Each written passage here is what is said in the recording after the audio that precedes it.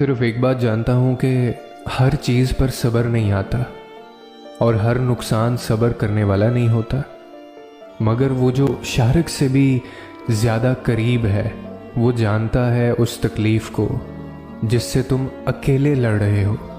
वो जानता है तुम्हारे लिए सब मुश्किल है।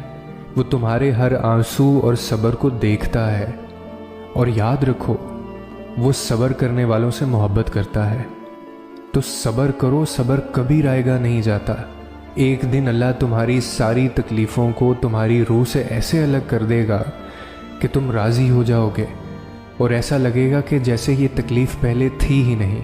और फिर तुम खुद से सवाल तो करके देखो, क्या अल्लाह के सिवा कोई भी हमारा है? कौन है जो अल्लाह के सिवा हमें अता करता हो, हमें शिफा देता हो, हमें सुकून फराहम करता हो? कोई है जो हमारे ज़ख्मों पर मरहम रखता हो? तो फिर कहाँ जा रहे हो? कहाँ जा रहे हो तुम अल्लाह को छोड़कर? उस अल्लाह को जिसकी बादशाही है, जिसके सिवा कोई इबादत के लायक नहीं। ईमान वाले तो अल्लाह की मोहब्बत में शदीद होते हैं ना। तो तुम दुनिया पे अपनी मोहब्बत क्यों लुटा रहे हो? क्या तुम जानते नहीं कि कदर करने वाला सिर्फ वाहिद अल्लाह ताला है? तो क्यों नहीं आते उसके दर पर? तुम्हें क्या चीज़ रोकती है अल्लाह की अताअत से?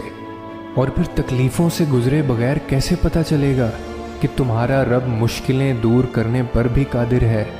बिन मांगे ही मिल जाए तो कैसे यकीन होगा कि तुम्हारा रब समीउल अलीम दुआओं का सुनने वाला है?